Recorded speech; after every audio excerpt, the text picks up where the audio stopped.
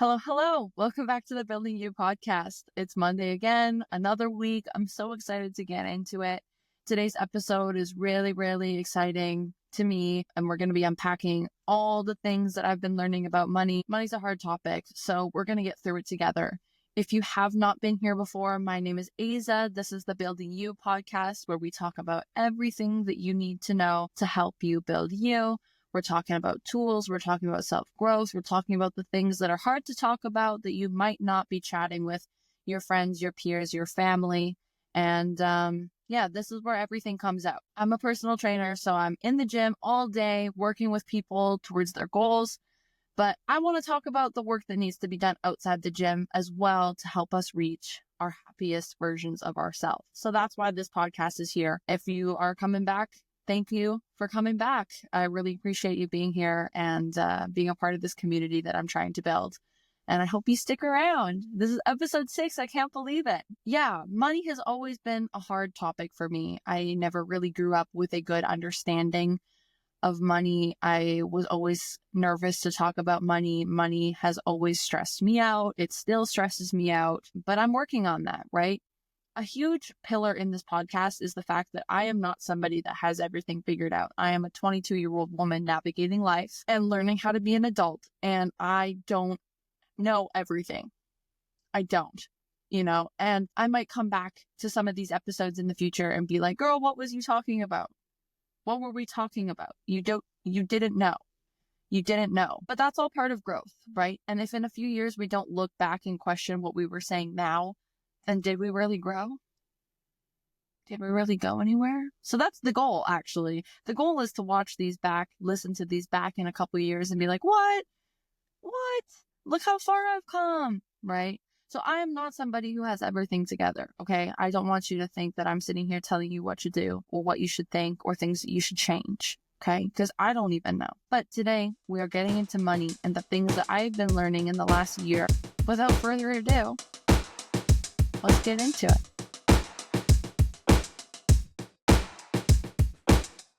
So, money. I have such a negative relationship with the word money that I'm working on rebuilding every single day. When I think of money, I think of greed, unfortunately. But I'm trying to readjust my thought process and turn my feelings toward money into a better place. I'm trying to remind myself that money is in fact a tool, and I can't change how our society is constructed. I can't change what things cost. I can't change how everybody values money. But what I can change is how I use it and how I feel about it. It doesn't necessarily need to depict greed, even though there's a lot of greedy rich people out there. I'll give you a little rundown on my historical relationship with money. I grew up in a middle-class family, I would say.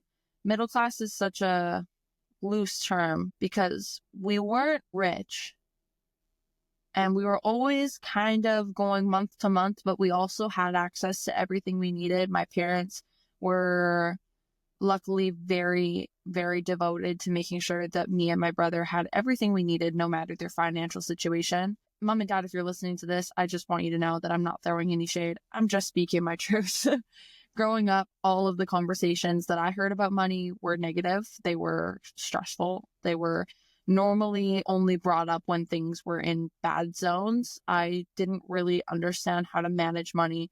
I didn't understand how to budget or how to save or why it was important. And for the most part, I always wanted to look and feel like I had more money than I did. And so when I started making my own money, I found it really hard to save because there was always something new to buy. There was always something to do that would make me look and feel like I was doing better than I was. And that's okay. I was a kid, right? We all learn at our own pace, and for some reason or another, not all of our lessons are the same. But this carried over until very recently when I moved out. Even when I was saving up to move out, I was spending ridiculous amounts of money on things that did not matter, on clothes, on shoes, on subscriptions, on you name it, food, like just not spending properly and not spending with the future in mind. And when I moved, even though I had scraped up just enough to kind of get me to the city, I continued these bad habits. I spent on things that I didn't need.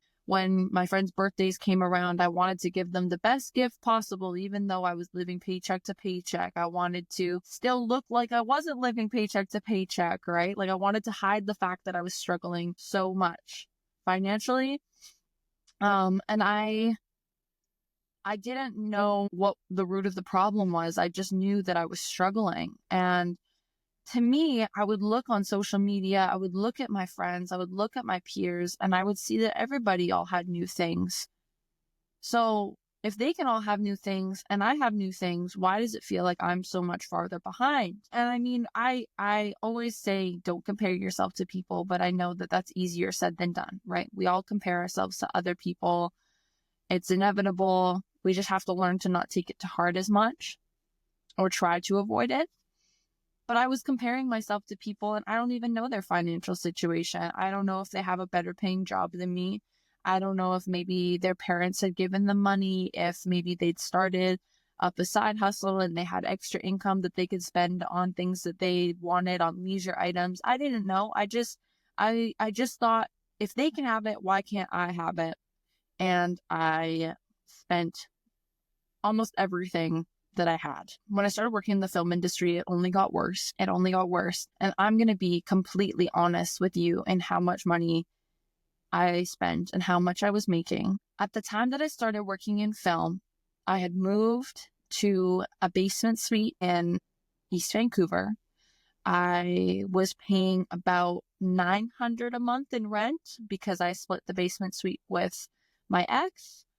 I think I paid maybe about $250 a month for car insurance on my old 2003 RAV4, and maybe about $200 a month in gas because that thing was a gas guzzler. So my overall monthly expenses weren't too high. And when I started working in film, I had access to more money than I ever had. All of my work experience up to that point was in the service industry. And for the most part, I was working part-time or shorter hours because I was a student. So I never experienced paychecks to this size. I mean, the hours in film are long, so the hours add up quick, right? Some weeks I was working 80 hours. And I think in my first year in the film industry, I made $100,000, just over $100,000. And that was huge for me when I looked over my taxes in 2023. I was like, oh my God, I made $100,000. I can't believe it. The worst part was I had no idea where it went. I had no idea where that $100,000 went. Gone. You know where it went? It went to tattoos, which I don't regret. It went to subscription plans. It went to ordering things online. It went to eating out often. It went to door dashing everything because I just was too busy or didn't have time to cook and I didn't want to go pick things up. You know how much more expensive it is to DoorDash something versus to go and pick it up yourself? It's crazy. It's crazy. All of that to say, I could not figure out how I could have possibly spent so much money, because I think my yearly expenses in 2022 would have added up to maybe about $30,000 at most. That's crazy, right?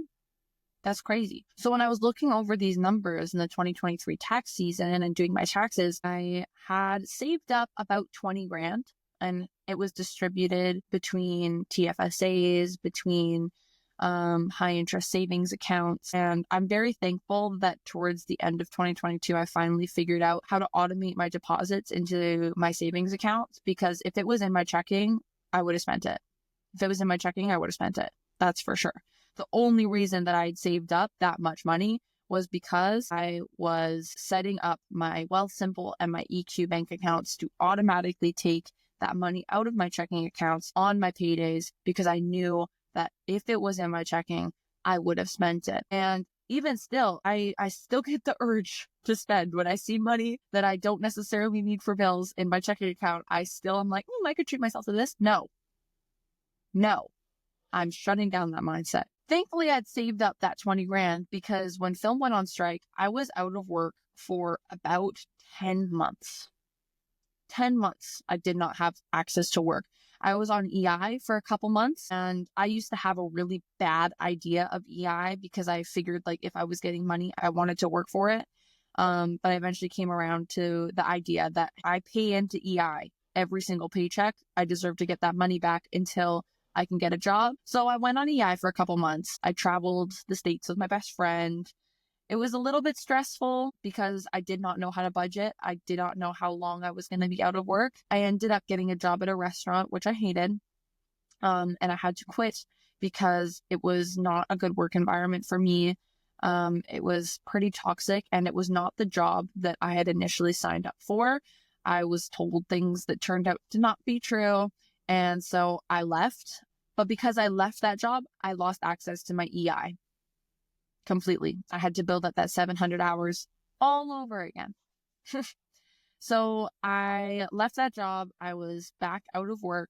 Not a lot of places were hiring at all. I probably sent my resume to about 200 different job applications and didn't hear back from like anything. It was a real bummer, and it was really hard on my confidence. And every day I was watching my numbers, my bank account numbers just dropping. I ended up having to rely on my education funds to help me stay afloat. And I was just really determined to not have to go back to my hometown. I really didn't want to leave the city.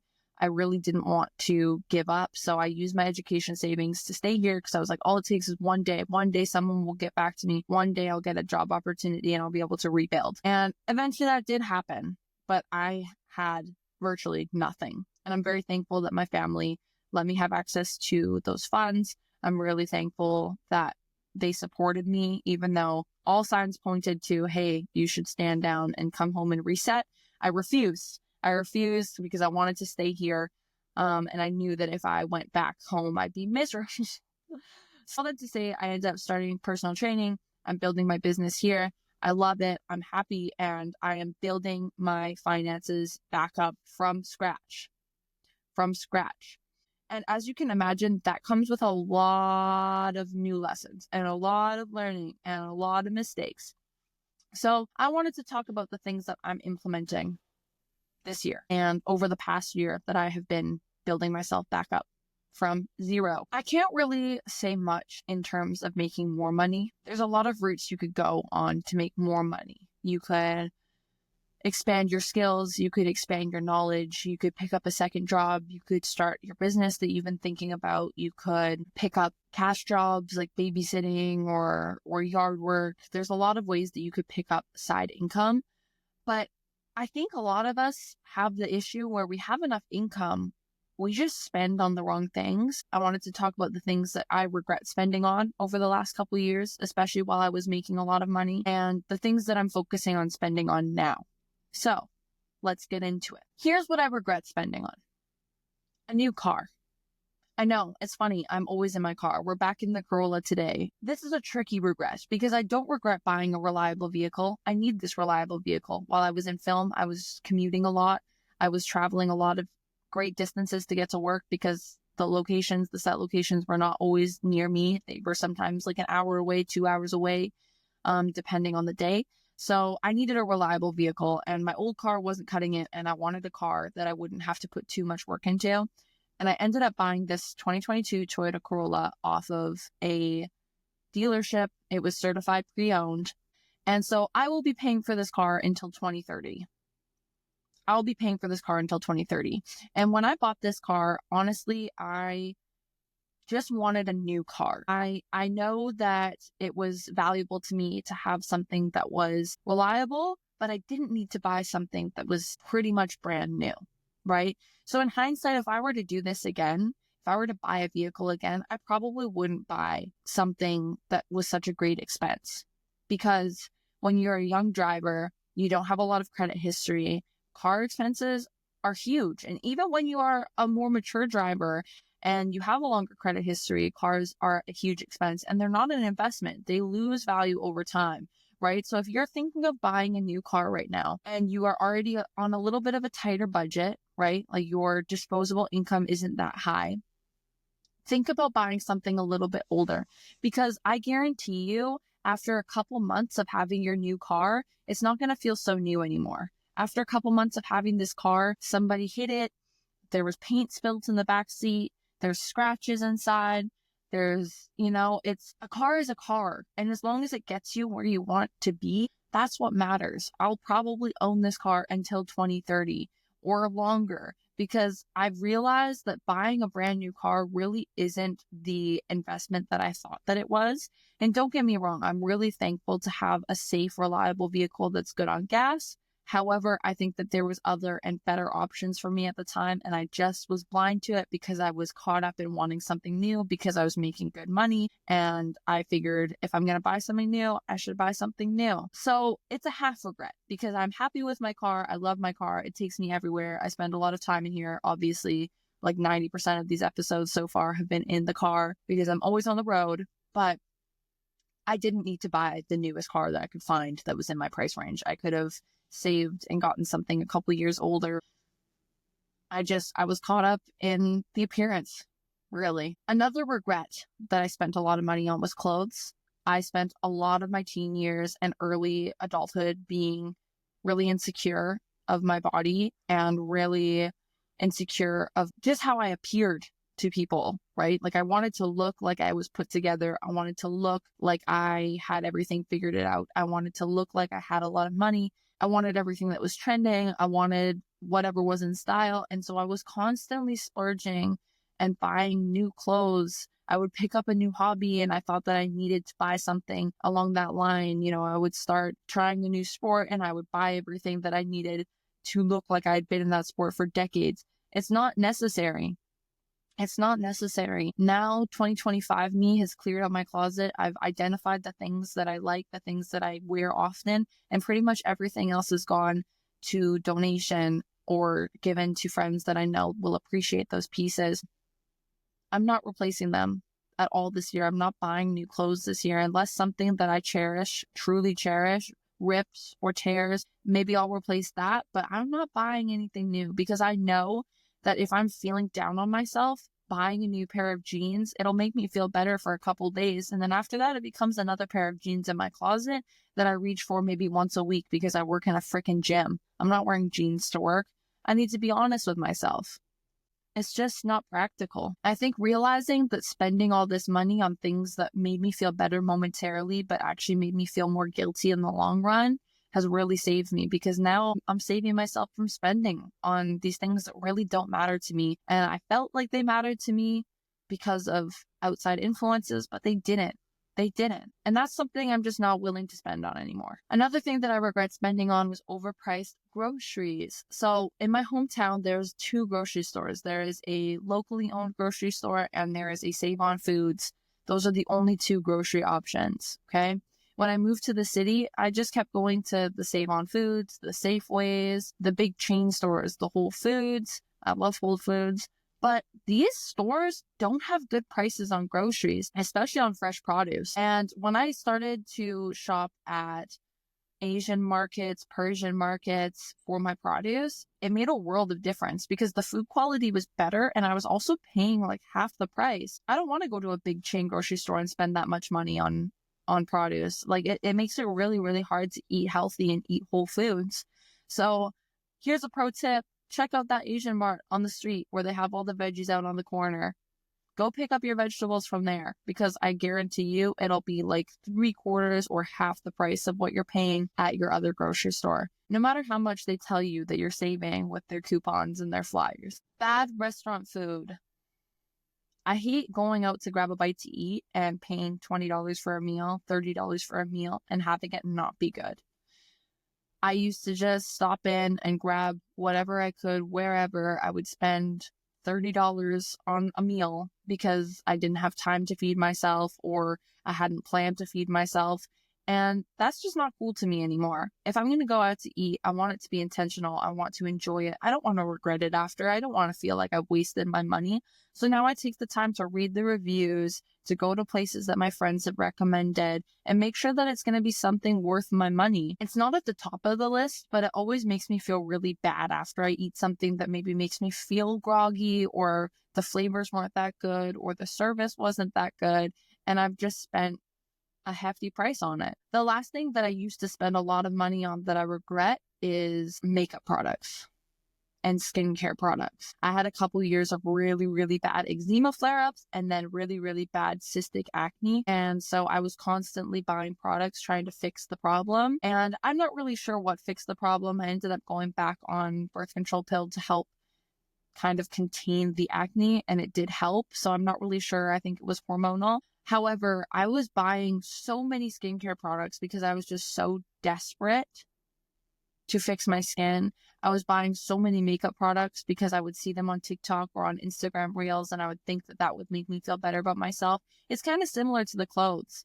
But when I really look at all of my products, I only use like 5 of them. Some of them I use for special occasions when I wear a little bit more makeup, but for the most part, I don't wear that much makeup, not enough to warrant continuous purchasing. Like, I will replace the products that I have now, but I'm done buying more and more and more things because someone else told me that it would change my life when I know that it won't.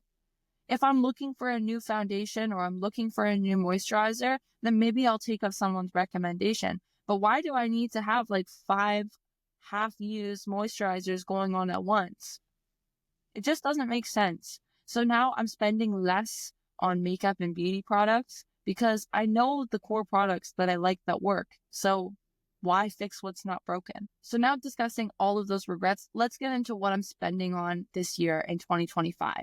This year I'm spending on experiences. I know that an experience is more meaningful to me than a new outfit or than a new product or a new object. I know that that experience will live in my memory a lot more, and I won't end up putting it in a thrift bin in 4 months. So I want to do more things with my friends. I want to do more things with my partner. I want to go to more concerts with my parents. I want to experience more. And to me, that is worth more money than anything. I'm spending on good food. I'm making sure that my food is whole, that my food is from a good source, that my food is making me feel fueled, and that my food is making me feel good in my body, and that my brain is functioning well. I mean, our brain relies on good fuel. Sources. If I'm feeding myself garbage or just feeding myself what's convenient, then I'm not really going to be functioning at my best, physically or mentally. This is a huge priority for me this year. And now that I've figured out places to shop where I can get good quality food for a good price, there's no excuse not to. Services that make my life easier. I'm going to start ordering some meal preps for the weeks that are really hard. There's a company that my gym works with that is in the South Surrey area. I believe they have a North Surrey location as well. And to all of my friends that are in Burnaby or around me in Burnaby or Vancouver, I'm not sure if they deliver, but I'm sure that there's a company near you. The company that I will be ordering from is called Training Day Cafe. All of their foods are high quality, protein focused meals. And you can order the meals and you can pick a pickup location. So you can find a pickup location that's near you and pick it up from them. And that's something that I'm willing to spend on, because on the weeks that I'm slammed, I don't want to spend time meal prepping. I want to spend time for myself. I don't enjoy meal prepping that much. I like cooking, but I don't enjoy meal prepping that much. It's just, now I have to clean my kitchen. Now I have to go grocery shopping again. Now I have to, and again, I like cooking, but I don't want to cook that much. So this is a service that will make my life easier on the weeks that are really, really crazy and I don't have a lot of off time. And that there's a lot of other services. If you hate cleaning your house, maybe you could spend on having a cleaner come in like every 2 weeks to do a nice deep clean of your space, so that you don't have to take that time out, right? Because your time is money. Your time is money. And if you don't want to spend your time on something that makes you feel stressed or is something that's not enjoyable for you or something that doesn't make you feel fulfilled, then you don't have to. And if you cut down your spending on all of these other things that you've realized that don't matter to you, then you can put that money towards something that will make your life feel a little bit less stressful or will help you out on the weeks that life is a little bit too much. If you're watching the video version of this podcast and you noticed if a camera angle changed, I don't know if it changed yet. I can't see. I had a client. So we're back an hour later, but we're continuing on the list. The next thing that I am prioritizing spending on is good quality pieces. So because I have cut back on my overall consumption of just material pieces, I'm opening up the option to spend money on good quality pieces. I think that this is a conversation that happens a lot on the internet and in real life that, that costs so much money. It's cheaper to just get version, whether we're talking about furniture or shoes or activewear, outdoor gear, whatnot. But if we're not buying things all the time, then doesn't it make sense to spend a little extra money on something that is good quality and is going to last? I'll use this for example. Every time I go to Walmart, which is not often, I get overwhelmed in Walmart. But when I go to Walmart, I see their shoe section, and it's great that there's so many affordable options for people out there. But I think that we forget though, that if we buy something that is so poorly made, it's not going to last us very long, and we're going to have to buy so many more pairs. So take a pair of Doc Martens, for example. Okay.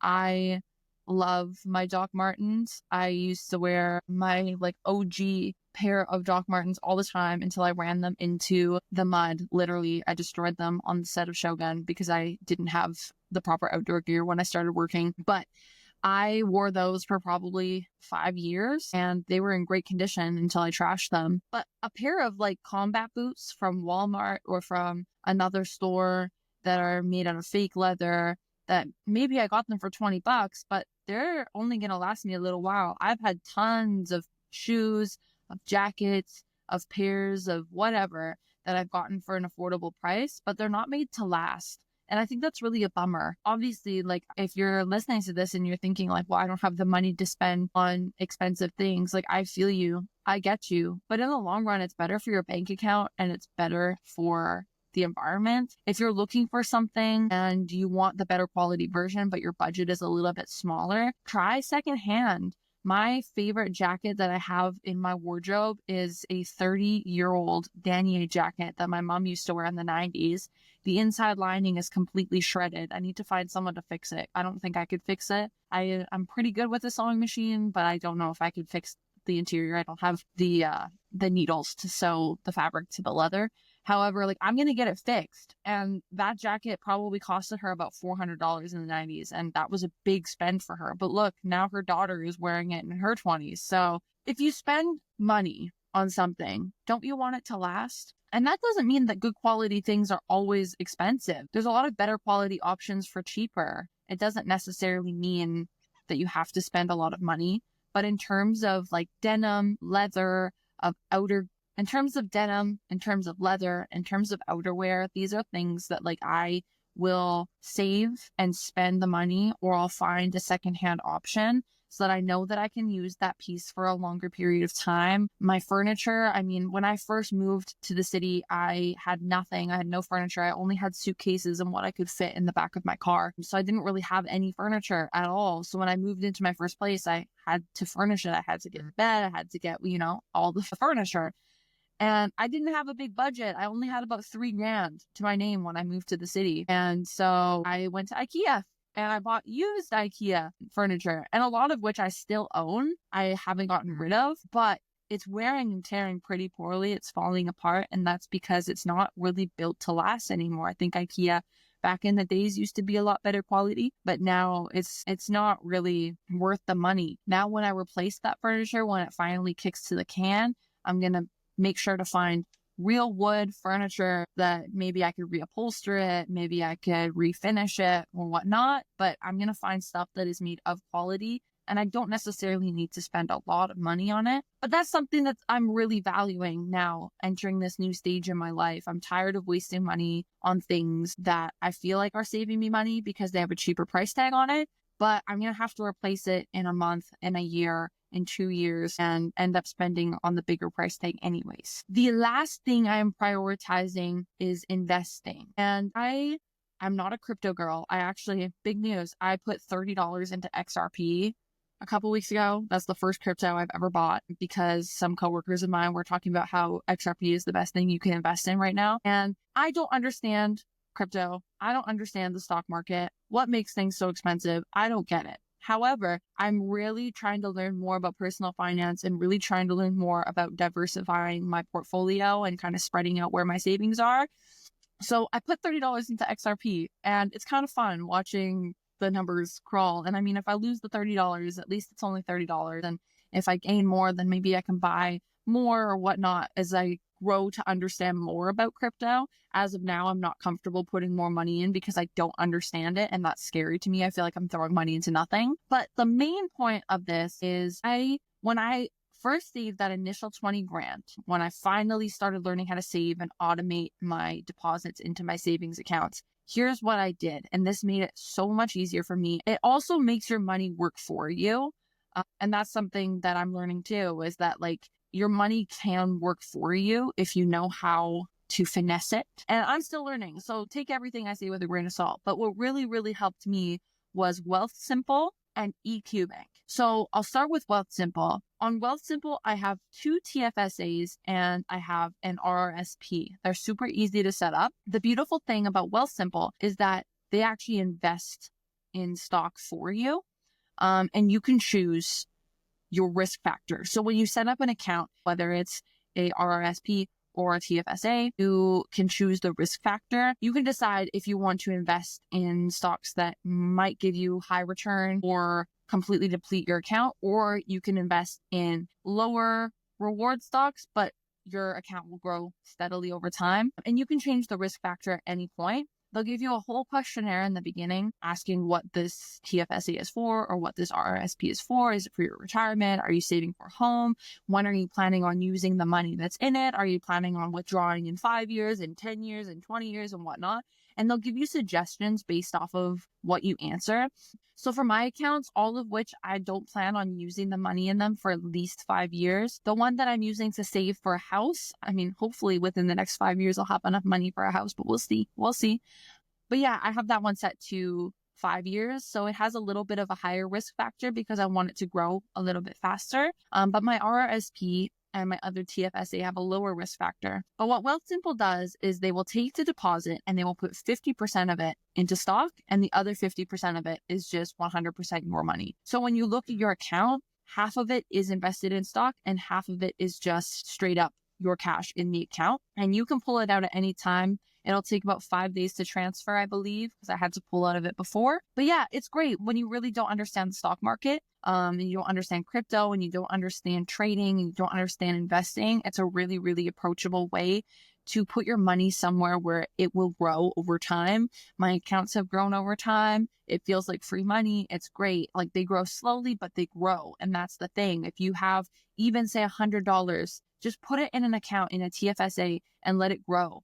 Let it grow. Similarly, I also used EQ Bank. So EQ Bank is an online only bank. I have a card for them, but I never use it. I never use the card. I only use the app. And so essentially every week money gets taken out of my bank account and put into EQ. And I believe the interest rate on my accounts is 1.5%, which is great. I mean, it's better than nothing. So I think I put away like $12 a week.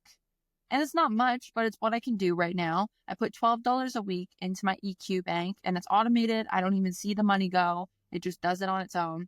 And over time, it gains 1.5%. And that to me is so valuable because instead of taking that extra money that's in my checking account that I'm like, oh, great, my bills are paid. Now I have all this extra money. Instead of spending it on something that I don't need and that doesn't matter to me, I'm actually spending it on myself. I'm investing in myself. I'm giving it to future me. I'm giving it to the things that I know that I'll want to use it for in the future, for future business ventures, for a possible home, or even for another rainy day. God forbid if I ever lose work again, I want to have those savings. And so thankfully I use these systems to help me build up that safety net so that when it did hit the fan last time, I had a couple months where I was like, okay, I'm okay, until I had to exhaust other resources. Saving money is so hard. It's so hard. And really figuring out your money habits and deciding if they are healthy for you is really hard too, because money is such a hard thing to talk about. And that's why I wanted to talk about it here too, from a person who didn't come from wealth and is currently struggling with finances and just struggling to learn finances. I'm just figuring my way through it all. So hopefully you found some things really helpful in this podcast, and maybe you related to some of the things I talked about. Maybe you came to a realization. Maybe you realized that something that you're spending on isn't worth it to you. Maybe you agree with some of my regrets. Maybe you agree with some of the things that I'm prioritizing. I just hope that you took something out of this. And I think that it shouldn't be such a taboo thing to talk about money. I think we are living in a system that is set up against us right now with the recent implications of the tariffs on Canada. I don't even know if they're in effect right now. I've been ignoring the news. But yeah, things are getting a little bit dodgy right now. So it's really important to talk about it and to really at least have that conversation with yourself and make sure that you're setting yourself up for success and just security. I think having control over your own finance is a strength, and it gives you confidence in your day-to-day life. And I'm aspiring to do that for myself. So again, I hope you found something helpful in this episode. And if you know somebody that is struggling with their finances or just need to kind of talk about money in a safe setting, point me in their direction, point them in my direction, share this podcast with them. We are still growing. We're just getting the show started here. This is only episode 6, so we have a long way to go. If you are watching on YouTube, like, comment, subscribe, do all the things, press the notification button so you get notified every Monday when I drop a new episode. Same thing on Spotify. Rate the show, comment if you will. All engagement helps, and I will continue to show up and chat with you guys every single Monday. If you want to join the Building You newsletter, which releases every Thursday, there's a link in the description below. All I need is your name and your email, and I won't spam you, I promise. It's just me dropping into your inbox on Thursdays, talking about any new exciting news and the things that we covered on that week's podcast. It's just a more visual delivery, and maybe you need a nice gentle reminder throughout the week. So yeah, thank you guys for spending this time with me. It's always such a pleasure. And I will see you next week, next Monday, for another episode of Building You. Have a beautiful day. Bye.